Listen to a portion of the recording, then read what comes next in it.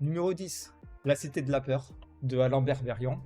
En numéro 9, Chétan, alors de Kim Chapiron, film français encore. Numéro 8, je sais plus ce que j'ai en 8. 500 jours ensemble. Comédie romantique, mais drame aussi, de Mark Waid. Numéro 7, qu'est-ce que j'ai mis en 7? Le Parrain, oui, alors seulement 7ème.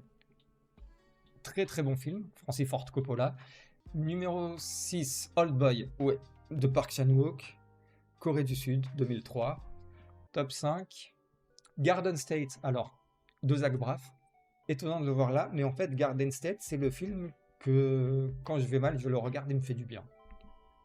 Numéro 4, Battle Royale, Kinji Fukasaku, Japon 2000. Numéro 3, attention, numéro 3, Requiem for a Dream, Darren Aronofsky, États-Unis, encore 2000. Alors, Darren Aronofsky, réalisateur que j'aime bien, j'ai pas tout vu. J'ai vu Pi, j'ai vu Noah, j'ai vu Black Swan, évidemment.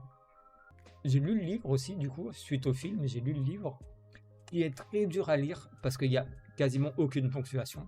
Livre de... c'est marqué Hubert Selby Jr. Et pour l'anecdote, à l'époque, donc c'est 2000, en 2000, j'avais un Skyblog, et mon Skyblog s'appelait Harry Goldfarb. Sur la deuxième place, Fight Club, David Fincher. Est-ce que c'est le meilleur David Fincher? Je sais pas.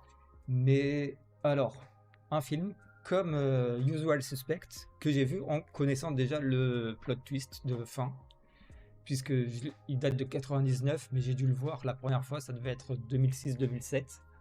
Néanmoins, même en connaissant la fin, en connaissant le plot, toute la structure reste intéressante. Tous les discours sont intéressants. Après, je sais que ça a été récupéré par certains milieux, voilà, auxquels je souscris pas vraiment. Numéro 1, évidemment, c'était obligé, c'est Pulp Fiction. Oui, c'est mon film préféré. Oui, je l'ai vu très souvent. Alors, la première fois que je l'ai vu, on avait la cassette à la maison, je devais avoir 12 ans, et je regardais des bribes. Je le regardais petit à petit, quand mes parents n'étaient pas là, histoire de voir plus. Puis après, je l'ai revu en entier. Et c'est un film qui m'a, même inconsciemment, qui m'a donné envie d'écrire des films. Tarantino a été pendant un moment mon réalisateur préféré, oui. Je sais ce qu'on peut en penser des gens qui ont Pulp Fiction en film préféré, mais ça reste mon film préféré, quoi qu'il advienne.